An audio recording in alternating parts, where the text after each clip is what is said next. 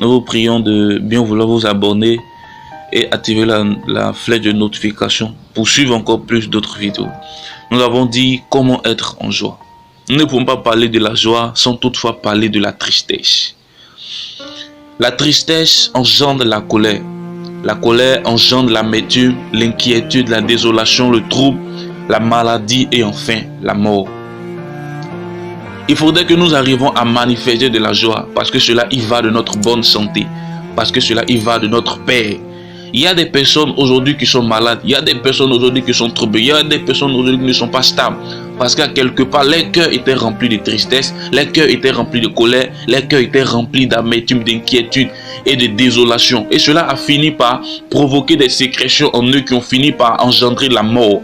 Nous devons être en joie parce que notre organisme, nos vies, nos cœurs et nos âmes ont besoin d'être en joie. Parce qu'une personne qui est en joie est une âme qui est rayonnante. Une personne qui est en joie est une personne qui a ce désir-là même de vivre.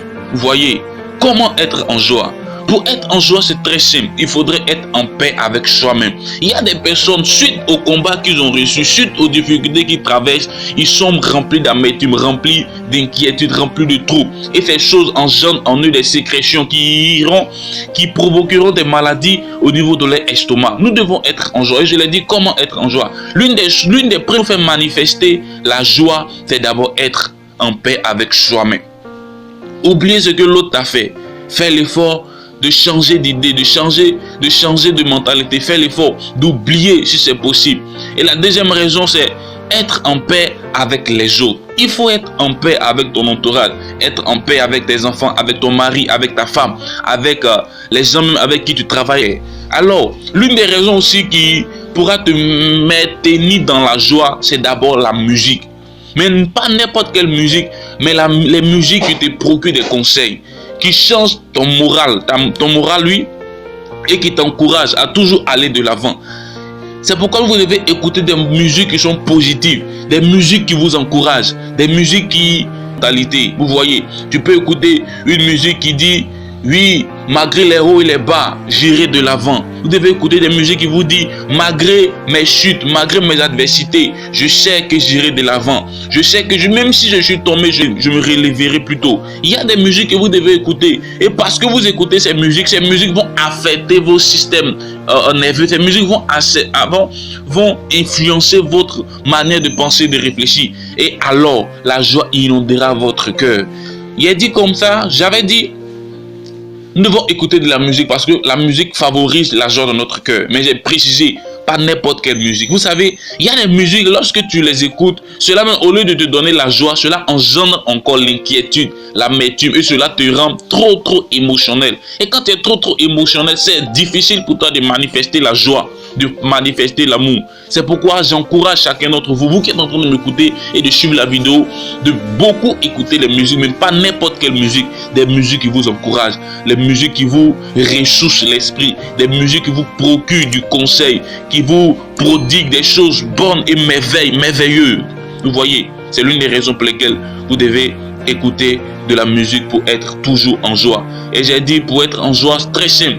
D'abord être en paix avec soi-même, être en paix avec autrui, avec nos entourages, avec nos maris, avec nos enfants, avec nos femmes. Il y a des foyers aujourd'hui, le mari ne s'entend pas avec la femme ou la femme ne s'entend pas avec le mari. C'est difficile pour ce foyer d'être en joie. Il y a dans certains couples ne sont pas en joie parce qu'à quelque part, le père et la mère sont toujours en train de se chamailler, sont toujours en train de se discuter. Et cela engendre l'amertume, l'inquiétude, le trouble, toutes sortes de choses. Nous devons être en joie. Nous devons être en joie. Nous devons être en joie. Nous devons être en joie. Tu ne pourras pas connaître une crise de joie aussi longtemps que tu ne manifesteras pas, tu ne manifesteras pas l'entente avec autrui. Tu ne pourras pas être ravi. Tu ne pourras pas être ravi de joie aussi longtemps que l'autre sera oublié, aussi longtemps que l'autre sera mis au second rang et au second plan. Il faudrait manifester la joie. Manifester la joie, c'est être en paix avec soi. Manifester de la joie, c'est être en paix avec autrui. Et enfin, écouter de la bonne musique qui te procure la paix, qui te procure du conseil, qui te procure du courage. Telles est ces choses qui engendreront en toi la paix, la joie Vous voyez, aujourd'hui le monde est très inquiet. Aujourd'hui le monde est très troublé. Aujourd'hui le monde est très désorienté. Parce qu'à quelque part, la joie ne règne pas dans ce monde. La paix ne règne pas dans ce monde. Il y a une partition à jouer. Et tu dois être un partisan de joie. Être en paix avec ton entourage. Et c'est alors que vous serez toujours en joie. N'oubliez pas de vous abonner et la note de notification pour pouvoir suivre encore nos vidéos. Nous vous remercions. Shalom. Nous vous remercions de bien vouloir.